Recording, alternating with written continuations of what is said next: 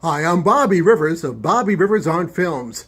The 10th annual Turner Classic Movies Film Festival gets underway April 11th in Hollywood. I love TCM. I also love diversity, inclusion, and black images on film. If you do too, I've got some notes on a few of the features being shown.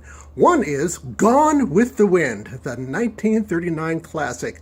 Hattie McDaniel was a co-star, and she made Hollywood history. She was the first black person to be nominated for an Oscar and the first to win.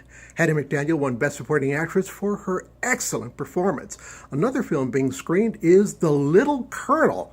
Shirley Temple and her most famous dance partner, Bill Bojangles Robinson, are in The Little Colonel. That, just like Gone with the Wind, are Civil War era stories, so the black people you'll see in both movies are mostly working on a plantation, and we know they didn't get those jobs by posting resumes on LinkedIn.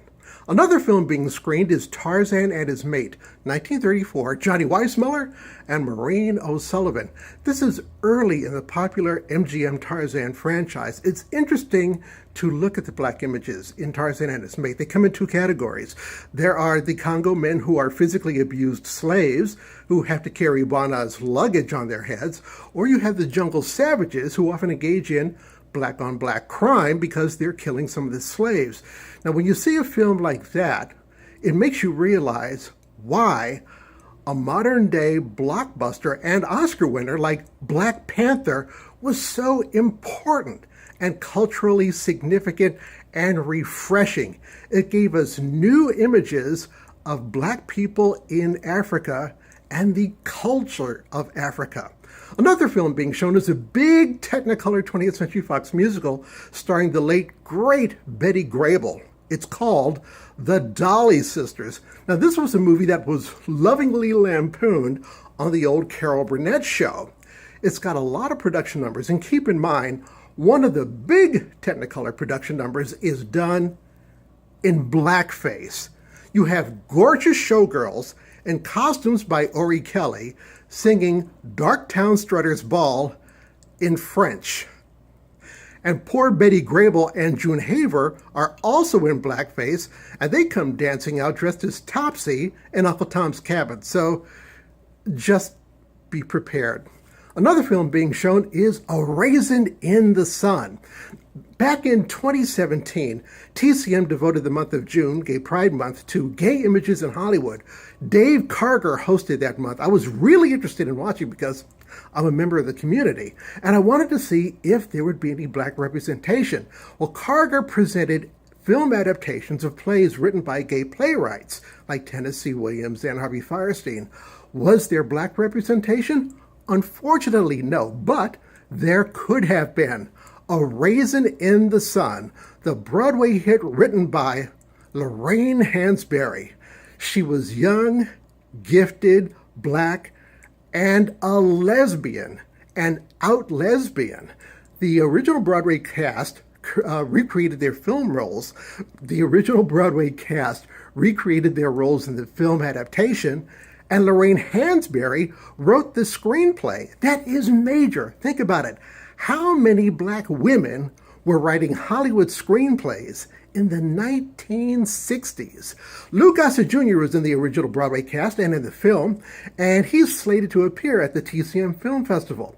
A few years ago, I shot a pilot for a show that did not get picked up, and I got to interview Mr. Gossett in his home. He let me hold his Oscar.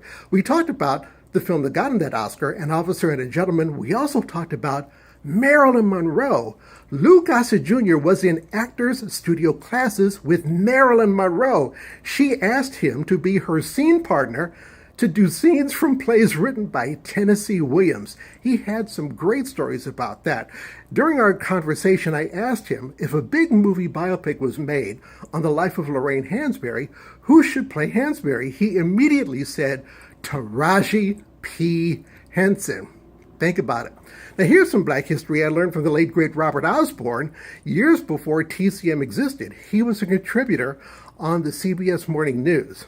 Robert Osborne said that one of the most powerful, influential, and beloved Hollywood executives in the 1970s was an African-American male named Ashley Boone. In fact, Robert Osborne said that for about 6 months when 20th Century Fox was in disarray, Ashley Boone was pretty much head of the studio.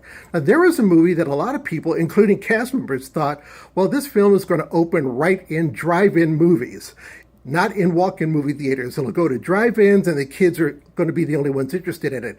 Ashley Boone took an interest in this movie. He came up with a brilliant marketing campaign, and the rest is history. That movie is showing at the TCM Film Festival. What is it? Star Wars.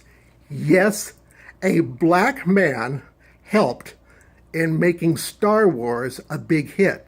He also did the marketing campaign for the next 2 Star Wars features and other films like Young Frankenstein, Alien, Thelma and Louise, and The Elephant Man. He was a major force in Hollywood. Ashley Boone's sister, Cheryl Boone Isaacs, became the first black woman to be head of the Motion Picture Academy. So there you have it. You have some representation matters and some black history. If you're at the TCM Film Festival in Hollywood, have a great time. I'm Bobby Rivers for Bobby Rivers on Films.